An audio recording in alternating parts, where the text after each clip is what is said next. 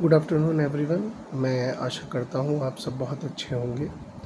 आज हम बात करेंगे कंज्यूमर फोरम की और कंज्यूमर फोरम की लीगल प्रोसीडिंग्स की। देखिए, ये एक लॉ है कंज्यूमर प्रोटेक्शन एक्ट 2019, जिसने ओरिजिनल लेजिस्लेशन को रिप्लेस किया जो कि 1986 में लागू हुआ था। और अब consumer protection act 2019 is the valid proceedings in the court. Basically ये तब अप्लाई होता है जब कोई कंज्यूमर कोई सर्विस या सामान परचेज करता है और उस सर्विस या सामान में कोई डेफिशिएंसी निकल आए, तो वहाँ पर हम अपने कंज्यूमर के राइट्स को प्रोटेक्ट करने के लिए इस लॉ को अप्लाई करते हैं। जैसे कि कंज्यूमर कमीशन डिपेंड्स करता है वैल्यू ऑफ क्लेम पर, वैल्यू ऑफ क्लेम अमाउंट पर।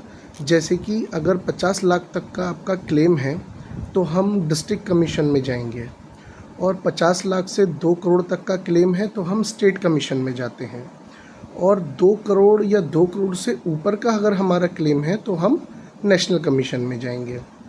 तो आज हम इसकी लीगल प्रोसीडिंग समझते हैं।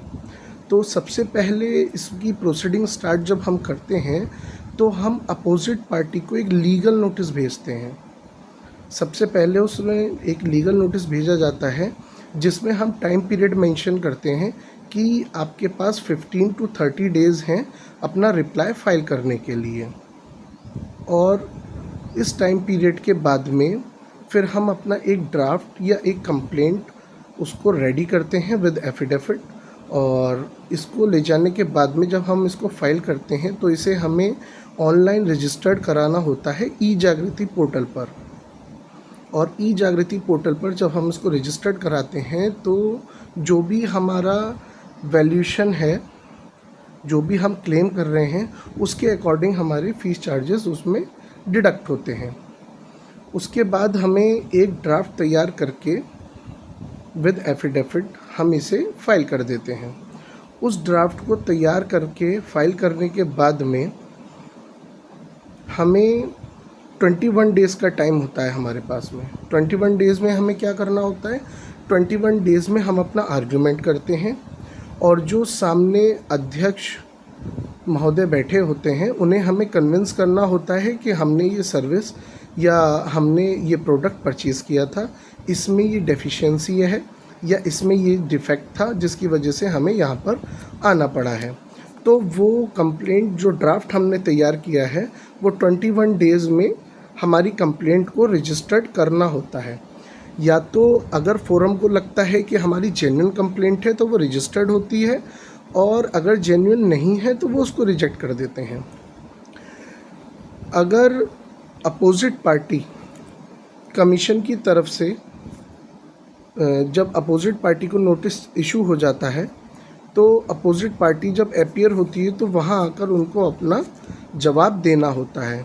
तो जो फोरम की तरफ से नोटिस इशू होते हैं अपोजिट पार्टी को, उसमें मैक्सिमम 13 डेज़ का टाइम होता है, जिसमें कि एक्सटेंडेड पीरियड 15 डेज़ का भी है। तो total number of days 45 days हैं जिसमें कि अपोजिट पार्टी को अपना रिप्लाई फाइल करना होता है। उसके बाद अपोजिट पार्टी फोरम आती है और फोरम आने के बाद में अपना जवाब दाखिल करती है। जवाब दाखिल करने के बाद में आपकी जो कंप्लेंट है वो एविडेंस स्टेज पर आ जाती है। उसमें कंप्लेनेंट अपने एविडेंस फाइल करता है और अपोजिट पार्टी अपना रिप्लाई फाइल करती है उसमें। और ये होने के बाद में आपकी जो कंप्लेंट है, जो आपका ड्राफ्ट है, वो एक फ़ाइनल आर्ग्यूमेंट में लग जाता है कोर्ट में। और फाइनल आर्ग्यूमेंट होने के बाद में आपका एक ऑर्डर पास्ड होता है, ऑर्डर आपके फेवर में पास्ड हो जाता है। तो जो भी रिलीफ़ आपने क्लेम किए होते हैं वो रिलीफ़ आपको दे दिए जाते हैं, जैसे कि उसमें आपकी ड्राफ्टिंग कॉस्ट हो गई, और आपने जो अमाउंट पेड किया था अपना केस को रजिस्टर्ड करवाने में वो हो गया, और जो भी आपको मेंटल एग्नी हुई है ये सब आप उनसे क्लेम कर सकते हैं। और ऑर्डर में सारी चीज़ें मेंशन्ड होती हैं, वो सारी चीज़ें आपको वहाँ से ऑर्डर में मिल जाती हैं। ऑर्डर पास होने के बाद में आपको इस ऑर्डर का एग्जीक्यूशन कराना होता है। एग्जीक्यूशन कराने के बाद में आपकी कंप्लेंट की जितनी भी प्रॉब्लम्स हैं वो सब रिज़ॉल्व हो जाती हैं। तो आज के लिए इतना ही। Thank you very much.